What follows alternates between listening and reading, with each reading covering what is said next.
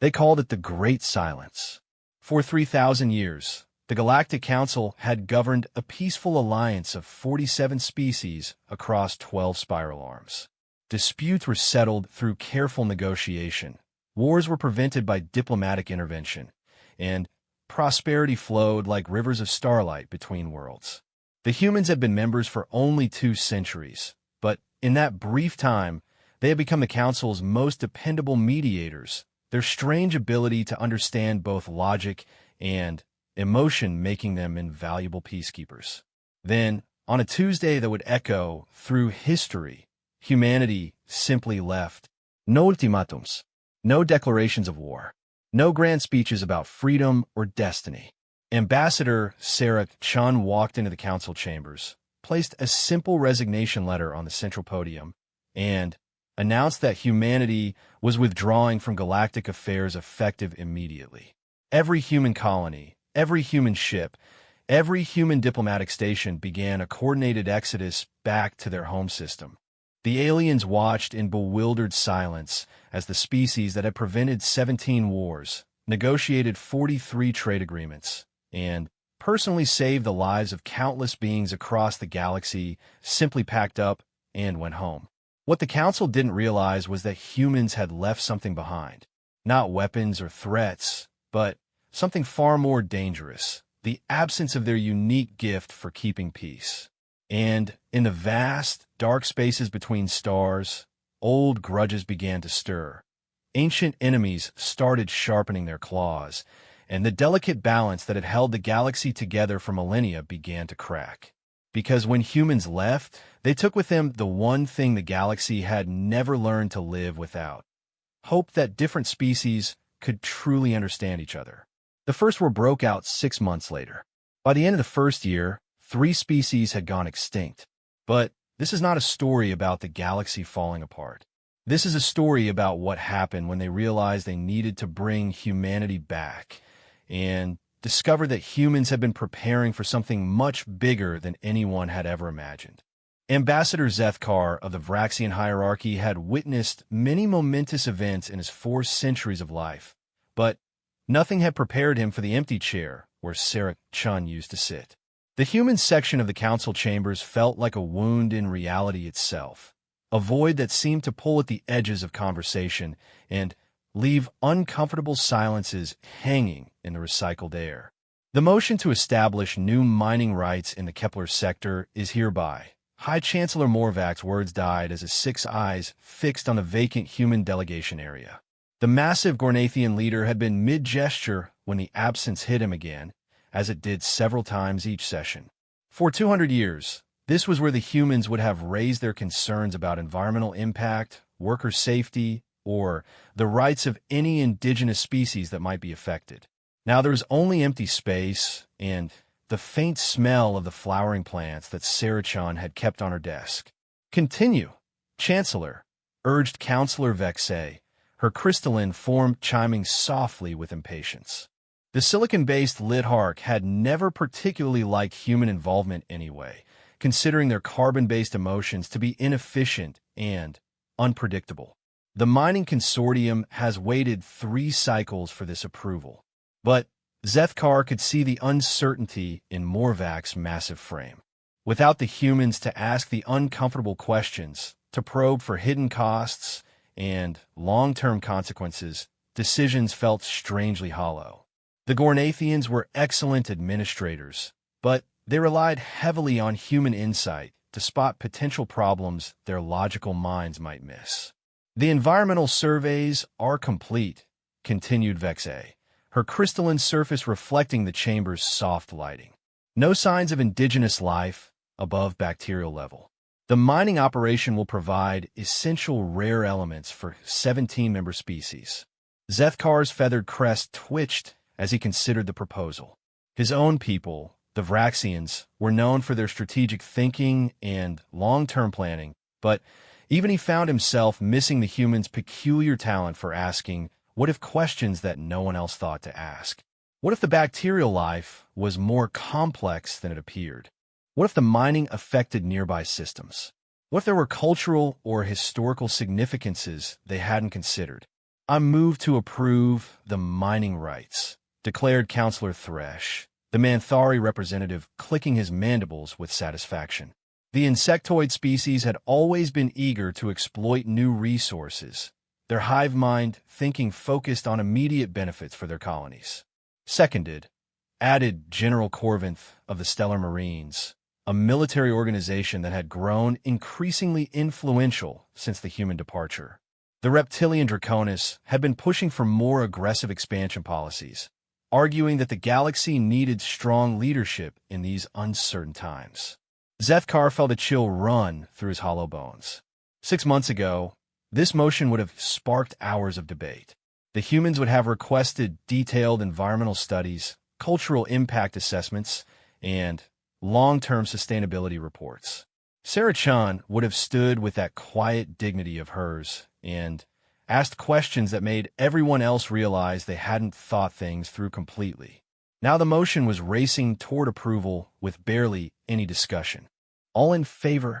Morvak's voice carried a note of reluctance, but parliamentary procedure demanded they move forward. The voting crystals lit up around the chamber. Zethkar hesitated for a moment, his talon hovering over his approval button. Something about this felt wrong, rushed, incomplete. But without the humans to articulate why, he couldn't put his concerns into words that would convince the others. He voted to approve. The motion passed with 31 votes in favor, 12 against, and 4 abstentions. As the session continued, Zethkar found his mind wandering to the events of 6 months ago. The human departure had been so sudden, so complete, that many species still didn't understand what had actually happened. There had been no grand speeches, no dramatic confrontations, no ultimatums or threats. One day, the humans were active participants in galactic governance, and the next day, they were simply gone. Sarah Chen's final statement had been characteristically brief and maddeningly vague. Humanity has decided to step back from galactic affairs to focus on internal development. We wish the Council continued success in maintaining peace and prosperity throughout the galaxy. That was it. No explanation of what internal development meant, no timeline for possible return, no forwarding address for emergency communications. Every human ship, station, and colony had simultaneously begun a coordinated withdrawal to their home system. It was a logistical feat that demonstrated a level of coordination and planning that many species found deeply unsettling. The Zephyrians had been the first to panic. Their gas giant civilization depended heavily on human-mediated trade agreements with solid matter species, and without human diplomats to facilitate communication, several lucrative contracts had already fallen through. The Zephyrians' complex emotional expressions, conveyed through color changes in their gaseous forms, were impossible for most other species to interpret accurately. The humans had somehow developed an intuitive understanding of Zephyrian mood colors, making them irreplaceable intermediaries. Similar problems were emerging across the galaxy. The aquatic collective found themselves unable to negotiate with land-based species without human translators who could understand both verbal communication and the subtle chemical signals that aquatic beings use to convey meaning. The photonic entities, who communicated through modulated light pulses, were struggling to maintain diplomatic relationships with species who perceived light differently. It wasn't just communication. Humans had filled crucial roles in conflict mediation, cultural exchange, scientific collaboration, and economic development. They possessed an unusual talent for understanding different perspectives simultaneously, allowing them to find common ground between species that had evolved under completely different conditions. The session ended with 17 more motions approved in rapid succession, each one passing with minimal debate. As the counselors began filing out of the chamber, Zethkar noticed clusters of worried conversation forming in the corridors. The melodic assembly was harmonizing in distressed minor keys, their musical language conveying deep anxiety about recent trade disruptions. The collective hive mind of the Beatari was buzzing with agitation, their shared consciousness struggling to process the implications of human absence. Ambassador Zethkar, called a familiar voice behind him. He turned to see Dr. Yulrath, the Council's chief of scientific cooperation, approaching with obvious concern etched across her amphibious features. "Do you have a moment to discuss the Andromeda Project?" Zethkar felt his crest feathers flatten against his skull. The Andromeda Project was humanity's most ambitious scientific endeavor, a long-term study of the neighboring galaxy that had involved researchers from dozens of species. The humans had been coordinating the project for 50 years, managing the complex logistics of interspecies collaboration on an unprecedented scale. "What's the situation?" he asked, though he suspected he already knew. "Complete breakdown," Dr. Yulrath confirmed, her moist skin glistening with stress secretions. Without human project coordinators, the various research teams can't agree on priorities, methodology, or even basic communication protocols. The quantum resonance researchers from the fifth dimension are operating on mathematical principles that the material realm scientists can't comprehend. The Silicon-based Computing Alliance is processing data at frequencies that interfere with biological neural network systems. And the Psionic Studies Group is complaining that everyone else's mental emanations are disrupting their telepathic research. Zitkar nodding grimly. Humans had a unique ability to understand and coordinate between radically different forms of consciousness and existence. They could think logically enough to work with artificial intelligences, emotionally enough to relate to biological species, and abstractly enough to communicate with energy beings. It was a cognitive flexibility that no other known species possessed. "How long before the project collapses entirely?" he asked. 3 months, maybe 4 if we're lucky, Dr. Yulrath replied. 50 years of research into the nature of galactic formation, dark matter distribution, and potential life in Andromeda, all of it falling apart because we can't figure out how to work together without humans holding everything together. They walked in silence toward the transportation hub, passing through corridors that had once bustled with the energy of interspecies collaboration. Now those same corridors felt hollow, punctuated by the absence of human laughter, human questions, and human solutions to seemingly impossible problems. As they reached the hub, Zethkar's personal communicator chimed with an urgent message. His feathers bristled as he read the contents. Priority alert. Armed conflict erupted between the Sien Empire and Moravec Federation over disputed territory in Proxima Cluster. Traditional mediation protocols failing. Request immediate council intervention. Dr. Yulrath's amphibious features paled as she read the message over his shoulder. "That's the third border dispute this month," she whispered. "And the Proxima Cluster is strategically vital to maintaining peace in the Outer Rim." Zethkar's mind raced through the implications. The Visien Empire and Moravec Federation have been rivals for centuries, kept in check only by carefully negotiated treaties and regular diplomatic intervention. The humans have been instrumental in maintaining the delicate balance between these two powerful civilizations, using their empathic abilities to understand both species' deep-seated fears and motivations. Without human mediators, old animosities were resurfacing across the galaxy. Species that had coexisted peacefully for centuries were suddenly remembering ancient grievances. Trade disputes were escalating into military confrontations. Scientific collaborations were breaking down into nationalist competition. "We need to contact the humans," Dr. Yulrath said urgently. "Emergency protocols must override their withdrawal. The galaxy is falling apart without them."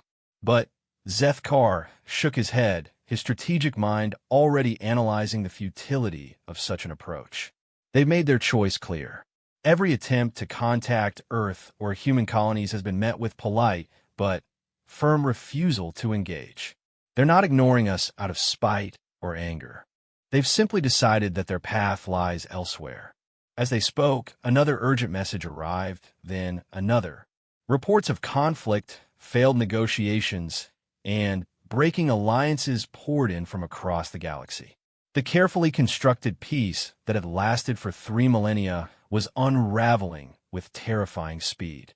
Standing in the transportation hub, Surrounded by aliens who were slowly realizing the magnitude of what they had lost, Zethkar began to understand a disturbing truth. Humanity hadn't just been helpful members of the Galactic Council. They had been the essential glue holding everything together, the irreplaceable bridge between radically different forms of consciousness and existence. And now they were gone. In the distance, through the transparent aluminum of the station's outer hull, Zethkar could see the stars that had once seemed so welcoming and full of possibility. Now they looked cold and hostile, separated by vast distances that suddenly felt impossible to cross without human guidance. The great silence had begun, and with it, the slow dissolution of everything the Galactic Council had worked to build. But in the depths of space beyond the range of Council sensors, something else was beginning. Ships were moving in patterns that defied explanation. Resources were being gathered and deployed with mysterious purpose, and humanity was preparing for something that would change not just the galaxy, but the very nature of existence itself. The Council thought humans had abandoned them. They had no idea how wrong they were. 3 months after the human departure, the Galactic Council convened its first emergency session in over 2 centuries. The Great Chamber, designed to accommodate the diverse environmental needs of 47 different species, hummed with tension as representatives gathered to address what many were calling the greatest crisis in galactic history. Ambassador Zethkar arrived early, his usually pristine feathers disheveled from sleepless nights spent coordinating increasingly desperate diplomatic efforts. The Vraxian had aged visibly in the past months, his strategic mind pushed to its limits as he tried to fill the void left by human mediators. Around him, other council members displayed similar signs of stress and exhaustion. The melodic assembly had lost their characteristic harmony, their songs now discordant with anxiety. The collective consciousness was struggling to maintain coherent thought patterns as individual minds within the hive began expressing unprecedented levels of independent concern. Even the normally stolid Gornathians showed cracks in their composed demeanor. High Chancellor Morvac called the session to order, his massive frame seeming somehow diminished in the empty chamber. The absence of human delegates was felt not just as empty chairs, but as a palpable loss of the mediation skills that had kept galactic civilization functioning smoothly. Fellow council members, Morvac began, his deep voice carrying across the chamber, we face an unprecedented situation. In the 3 months since humanity's withdrawal, we have documented 47 armed conflicts, the collapse of 63 trade agreements, and the breakdown of virtually every major interspecies collaborative project. The statistics were sobering, but Zethkar knew the reality was even worse. Behind each number lay stories of species that could no longer communicate effectively, of ancient prejudices resurging, and of the delicate web of relationships that humans had helped weave slowly unraveling. Councillor Vexie's crystalline form chimed with agitation. The Silicon Collective has lost 30% of its processing contracts due to communication failures with biological species. Our efficiency algorithms cannot compensate for the absence of human interface protocols. The Aquatic Collective faces similar challenges, bubbled representative flux through their translation device. Our chemical communication methods are increasingly misunderstood by air-breathing species. Trade negotiations that once took days now stretch into months with no resolution. General Corvintha's reptilian features twisted with frustration. The military situation is deteriorating rapidly. The Fexia-Moravec conflict has spread to 3 adjacent systems. Both sides are demanding council intervention, but our traditional mediation techniques are proving completely ineffective without human negotiators. Zethkar stood to address the assembly, his voice carrying the weight of his strategic analysis. The problem runs deeper than communication difficulties or mediation skills. Humans possessed a unique cognitive flexibility that allowed them to simultaneously understand multiple perspectives. They could think like warriors when dealing with military species, like merchants when handling trade disputes, and like scientists when addressing research conflicts. No other species has demonstrated this level of adaptive empathy. The chamber fell silent as the implications sank in. For 3,000 years, the Galactic Council had maintained peace through careful specialization. Each species contributed their unique strengths: Gornathian administrative efficiency, Vraxian strategic planning, Lithar computational power, Draconis military expertise. But humans have been the generalists, the translators who could understand every specialty and help others see beyond their own limitations. Dr. Yulrath activated her speaking platform, her amphibious form glistening with stress secretions. The Andromeda Project officially collapsed yesterday. 50 years of research into galactic formation, dark matter distribution, and potential extragalactic life completely lost. The various research teams have withdrawn to their home systems, taking their data with them. We're now facing the prospect of 17 different incomplete studies instead of one comprehensive understanding of our neighboring galaxy. The news hit the chamber like a physical blow. The Andromeda Project had been more than just scientific research. It had been a symbol of what galactic civilization could accomplish through cooperation. Its failure represented the death of collaborative ambition on a cosmic scale. We need to discuss emergency protocols for contacting humanity, declared Counselor Thresh, his mandibles clicking with urgent determination. Surely they can be made to understand the severity of the situation. But before anyone could respond, an aide rushed into the chamber carrying a communication device that pulsed with the urgent red of a priority alert. High Chancellor Morvac accepted the device with trembling hands, his 6 eyes widening as he absorbed the information. The Zephyrian gas giant colonies have declared independence from the Atmospheric Alliance, he announced in a stunned voice. They claim the alliance has failed to protect their interests in trade negotiations with solid matter species. 3 other gas giant civilizations are threatening to follow suit. The implications rippled through the chamber like shock waves. The Atmospheric Alliance had been one of the most stable coalitions in the galaxy, representing the interests of gas giant and nebula-dwelling species in council affairs. Its dissolution would leave billions of beings without representation and destabilize the entire outer rim. This is exactly what the humans warned us about, whispered Representative Harmony, the collective voice of the singing worlds. In their final cultural exchange report, they predicted that removing their mediation services would lead to the breakdown of complex alliances within 6 months. Zethkar felt a chill of recognition. He remembered that report, filed just weeks before the human withdrawal. At the time, it had seemed like theoretical speculation. Now it read like a prophecy. The report also contained recommendations for maintaining stability, he said, accessing the document through his neural interface. They suggested implementing new communication protocols, establishing mediation training programs for other species, and creating emergency cooperation frameworks. Fat lot of good that does us now, grumbled General Corbinth. Those recommendations required human oversight to implement.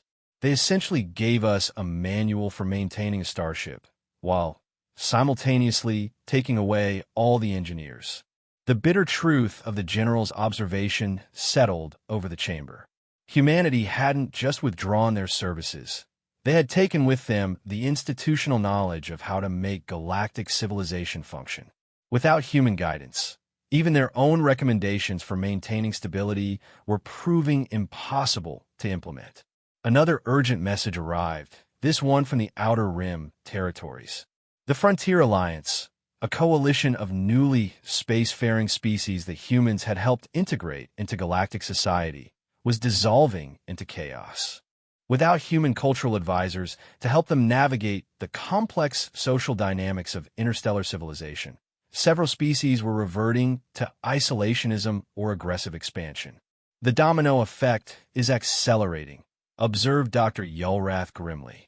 Each failed alliance increases pressure on the remaining coalitions. We're witnessing the systematic breakdown of galactic civilization. As if to emphasize her point, 3 more emergency alerts arrived in rapid succession. The Temporal Studies Consortium had suspended all research into time-related phenomena due to irreconcilable theoretical differences between member species. The Galactic Trade Federation was fragmenting as disputes over exchange rates and shipping protocols escalated beyond diplomatic resolution. The Cultural Exchange Program, once a vibrant celebration of diversity that enriched all member civilizations, had devolved into a series of bitter arguments about representation and interpretation. High Chancellor Morvac called for order, but his voice lacked its usual authority. The massive Gornathian administrator was clearly struggling to process the scope of the crisis. "We need concrete proposals for addressing these challenges," he said desperately. "The Council cannot simply observe the dissolution of galactic civilization." "I propose we send a formal delegation to Earth," declared Councillor Vexi. "The humans must be made to understand their responsibilities to galactic society. Their withdrawal threatens the stability of 46 other civilizations." "And if they refuse to see us?" asked Representative Flux. "Every communication attempt has been politely but firmly declined. They've made their position clear." The question hung in the air like a toxic cloud. The Council had never faced a situation where one of their member species simply chose to leave and refused all subsequent contact. There were no protocols for forced re-engagement, no precedents for compelling a species to resume their galactic responsibilities. General Corvintha's reptilian features twisted into what might have been a smile on a friendlier face. "Perhaps it's time to consider more direct approaches. The humans benefited enormously from galactic membership over 2 centuries. They have obligations that can't simply be abandoned." The implications of the general's suggestion sent a ripple of unease through the chamber. The idea of forcing human compliance through military pressure was both morally reprehensible and practically insane. Humanity might not have the largest fleet in the galaxy, but their technological capabilities and strategic thinking made them formidable opponents. More importantly, the very suggestion violated every principle the Council had been founded upon. The collective consciousness cannot process the ethical parameters of such an approach, buzzed the Beat-Hari representative, their shared mind clearly struggling with the concept of forced cooperation.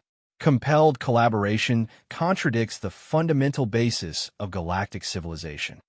Zethkar stood again, his strategic mind working through possibilities with desperate efficiency. "There may be another approach," he said carefully. "What if the humans didn't abandon us out of indifference or selfishness? What if they withdrew for reasons we don't yet understand?" The chamber fell silent as council members considered this possibility. For 3 months, most had assumed that humanity had simply grown tired of galactic politics or had developed some form of species-wide isolationism. But Zethkar's suggestion opened a different interpretation. Their withdrawal was too coordinated, too complete, and too sudden to be spontaneous, he continued. Every human ship, station, and colony began moving simultaneously. That level of organization suggests a plan that had been in development for years, possibly decades. They weren't running away from something. They were preparing for something. Dr. Yulrath's amphibious features showed signs of rapid calculation. The energy signatures we detected during their withdrawal were consistent with massive resource mobilization. Ships weren't just leaving. They were gathering materials, equipment, and personnel for some kind of major project. The implications were staggering. If humanity had been planning their withdrawal for years, it meant they had foreseen the collapse of galactic civilization and had chosen not to prevent it. But why? What could be so important that they would willingly sacrifice 3 millennia of peaceful cooperation? "We need intelligence," declared General Corvinth, his military mind focusing on practical necessities. "Long-range reconnaissance, signal intercepts, anything that can tell us what humans are actually doing in their home system." But even as the general spoke, Zethkar realized the futility of such efforts. Human technology had advanced considerably during their 2 centuries in the Council, and their departure had been executed with precision that suggested sophisticated countermeasures against observation. As the session continued into the night, more reports of civilizational breakdown arrived. The carefully constructed peace that had lasted for 3,000 years was unraveling with increasing speed, and every attempt to address the crisis only highlighted how dependent galactic society had become on human mediation and guidance. In the depths of space, far beyond the reach of Council sensors, humanity was indeed preparing for something. Ships moved in patterns that defied conventional military doctrine.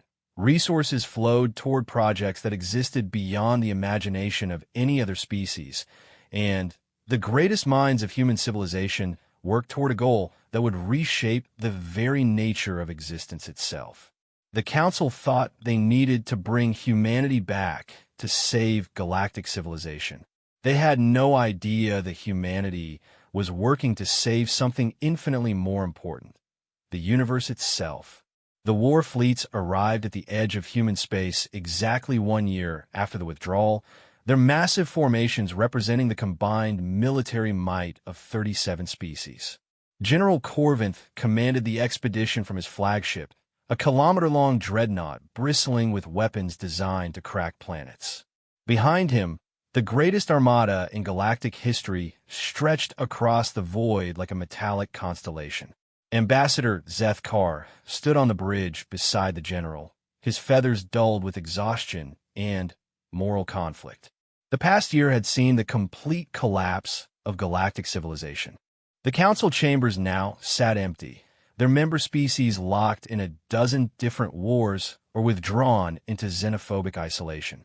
The great experiment in interspecies cooperation that had lasted 3 millennia had died in a matter of months.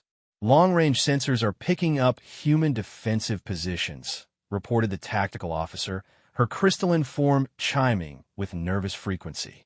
But the formations are unusual. General Corvintha's reptilian features twisted into a frown. Define unusual. The sensor data appeared on the main display, and the bridge fell silent.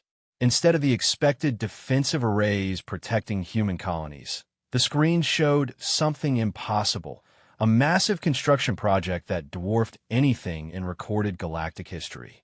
Structures the size of moons orbited Earth and its neighboring worlds, connected by energy conduits that pulsed with power readings that broke the sensor equipment. "What in the void are they building?" whispered Dr. Yelrath, her amphibious skin pale with shock. Before anyone could answer, a communication signal reached the fleet. Not the usual radio transmission or quantum entanglement burst, but something that bypassed their communication systems entirely and spoke directly into the minds of every being present. It was unmistakably human in origin, but carried with it an authority and presence that made even the most hardened warriors take an involuntary step backward. "Welcome to human space," the voice said, and Zeth Kar recognized it as belonging to Sarah Chun, though somehow transformed and amplified beyond recognition. "We have been expecting you." The main view screen shimmered and changed, revealing not the familiar interior of a human ship, but something that defied comprehension. Sarah Chun sat in what appeared to be a control center that stretched beyond the limits of vision, surrounded by displays showing star charts that covered not just their galaxy, but dozens of others. Behind her, other humans worked at stations that seemed to phase in and out of visible reality, their forms occasionally becoming translucent or splitting into multiple overlapping images. "Ambassador Chun," General Corvinth said, his voice carefully controlled despite the obvious impossibility of what he was seeing. "The Galactic Council demands an explanation for humanity's abandonment of galactic civilization. Your withdrawal has caused the deaths of billions and the collapse of 3,000 years of peace." Sarah's image smiled, but there was no warmth in it, only the patient understanding of a teacher addressing children who couldn't yet grasp the scope of their lesson. "General, You speak of the collapse of galactic civilization as though it were an ending. In fact, it was a necessary transition. The bridge crew exchanged uncertain glances. Zethkar felt his strategic mind struggling to process implications that seemed to shift just beyond comprehension. A transition to what? He asked. To survival, Sarah replied simply. Tell me, Ambassador, what do you know about the Great Filter? The question seemed to come from nowhere, but Zethkar's memory immediately accessed the relevant information. The Great Filter was an ancient theoretical framework that attempted to explain why the universe seemed so empty of intelligent life despite the vast number of stars and planets. According to the theory, there existed some universal challenge that prevented most civilizations from advancing beyond a certain point. It's a theoretical concept, he replied carefully. A hypothetical barrier that explains the apparent rarity of advanced civilizations. Not theoretical, Sarah said, her image becoming clearer and somehow more present. Very real and approaching faster than any of your species realized. The Great Filter isn't a single obstacle, but a test that every sufficiently advanced civilization must face. And our galaxy is about to face it. The display behind her shifted, showing readings and calculations that made even the most advanced artificial intelligences struggle to process. Space itself seemed to be warping in patterns that suggested something massive approaching from the void between galaxies. What you see as the collapse of galactic civilization was actually the controlled demolition of a system that would have been inadequate to face what's coming, Sarah continued. The Council was a wonderful achievement for maintaining peace and prosperity within our galaxy, but it was never designed to handle threats from outside it. General Corvintha's claws extended involuntarily as his predatory instincts responded to the implication of external threat. What kind of threats? The kind that have already consumed 17 galaxies, Sarah replied, and her words hit the bridge like a physical blow. We call them the Harvesters, though that's a simplification. They're not quite alive in any sense we understand, not quite machines in any sense you could comprehend. They are the Great Filter made manifest, a force that appears whenever a galaxy reaches sufficient technological advancement to pose a threat to the fundamental structure of reality. The implications crashed over Zethkar's consciousness like a tidal wave. Everything they had assumed about humanity's withdrawal, about the collapse of the Council, about the nature of galactic civilization, had been wrong. Humans hadn't abandoned their allies. They had been preparing to protect them from something beyond imagination. The energy readings we detected, Dr. Yulrath said weakly, the massive construction projects, preparation, Sarah confirmed. For 1 year, humanity has been working to build the infrastructure necessary to defend not just our galaxy, but the fundamental principles that allow consciousness to exist in this universe. The technologies we're developing operate on levels that transcend the normal boundaries between space, time, and thought. The display behind her showed images that hurt to look at directly. Machines that existed in multiple dimensions simultaneously, energy patterns that seemed to fold space around them, and humans whose forms have been enhanced or evolved beyond recognition. Yet despite the alien nature of the technology, there was something unmistakably human about it all, a warmth and creativity that made the impossible seem not just feasible, but somehow right. Why didn't you tell us? Zethkar asked, his voice breaking with emotion. Why let galactic civilization collapse instead of working together? Sarah's expression softened slightly, showing a glimpse of the diplomat they had all known and trusted. Because the technologies required to fight the Harvesters are fundamentally dangerous. They operate by rewriting the basic rules of reality, by thinking in ways that can shatter the minds of most species, by accepting contradictions that would drive conventional consciousness insane. Humans can adapt to these requirements because our evolution prepared us for cognitive flexibility, for holding multiple contradictory ideas simultaneously, for thinking our way through impossible situations. She gestured to the construction visible through the view screen, structures that seemed to phase in and out of existence while somehow remaining functionally present. The other species of the galaxy are wonderful, each perfect in their own specialized ways. But this kind of work would destroy them. The Granathians would lose their logical coherence. The lit Hark would fragment under paradox. The collective consciousness would tear itself apart trying to hold incompatible concepts. General Corvintha's military training finally asserted itself over his shock. "What do you need from us?" "Time," Sarah replied immediately. "The harvesters will arrive in approximately 18 months.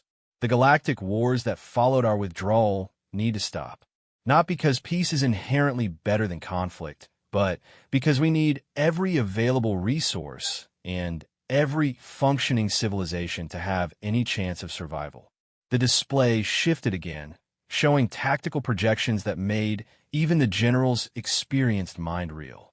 Battle plans that spanned multiple dimensions, strategies that involved rewriting the laws of physics, and defensive positions that existed partially outside normal space-time. "Your fleets, your worlds, your people will all be crucial to the defense," Sarah continued. "But not in ways you're currently equipped to understand. We need the Granathian administrative networks to coordinate resources across impossible scales. We need lit-hard computational power to process calculations that break conventional mathematics. We need Vraxian strategic thinking to plan battles that occur in multiple timelines simultaneously." Zethkar felt his understanding of reality reshaping itself around these revelations. The humans hadn't abandoned the galaxy. They had been preparing to save it in ways that no other species could have imagined or survived. The council structure you're familiar with was designed for peace and prosperity, Sarah explained. What we need now is something entirely different. A war machine capable of fighting enemies that exist partially outside the normal boundaries of existence. Humanity will provide the impossible technologies and the cognitive framework to use them. The other species will provide the specialized skills and resources that make victory possible. The communication channel expanded, and suddenly the bridge crew could sense other human minds touching the edge of their consciousness. Not invasively, but with a gentle presence that offered understanding and support. For the first time in a year, Zethkar felt the peculiar human talent for empathy and connection, but amplified and transformed into something that could reach across species barriers and touch the fundamental nature of thought itself. "You've evolved," Dr. Yulrath breathed, her amphibious form trembling with awe. "Not just technologically, but mentally, spiritually. We've become what we needed to become," Sarah replied simply. "What the universe needed us to become. The process isn't complete, and it isn't without cost. Many of the humans you knew no longer exist in forms you would recognize. But consciousness itself, the miracle of minds that can think and feel and hope, will continue to exist because of what we've sacrificed to preserve it." The tactical displays around the bridge began showing new information as human systems interfaced with the fleet's computers. Star charts revealed defensive positions throughout the galaxy, resource allocation plans that spanned entire star systems, and training programs designed to prepare other species for forms of combat that transcended normal physics. "The choice before your species is simple," Sarah said as her image began to fade. "Return to your worlds and resume the wars that are tearing the galaxy apart, ensuring that when the harvesters arrive, they will find easy prey. Or trust humanity one more time and help us build something that has never existed before, a defense against the death of consciousness itself." As the communication ended, the bridge fell into stunned silence. Around them, the impossible human constructions continued their work, reshaping reality itself in preparation for a battle that would determine whether thought and feeling and hope would continue to exist in the universe. General Corvinth was the first to speak, his voice rough with emotions that his species rarely acknowledged. "Signal the fleet. All vessels are stand down and prepare to receive new orders." He turned to Zethkar, his reptilian features showing something that might have been respect. It seems we misunderstood the nature of abandonment. As news of the revelation spread throughout the galaxy, the wars stopped one by one, not from weakness or exhaustion, but from a growing understanding that something far more important than territorial disputes or resource rights was at stake. The great experiment in galactic civilization was about to begin again, but this time with full knowledge of what they were really fighting to preserve. In the depths of human space, Sarah Chun felt the familiar weight of responsibility settling around her transformed consciousness. The hardest part wasn't the impossible technologies or the mind-bending strategies. It was maintaining enough of her humanity to remember why consciousness was worth preserving in the first place. But as she felt the tentative touches of alien minds reaching out across the galaxy, offering trust and support and hope, she knew that the choice to sacrifice galactic peace for universal survival had been the right one. The harvesters were coming, but they would not find the galaxy unprepared.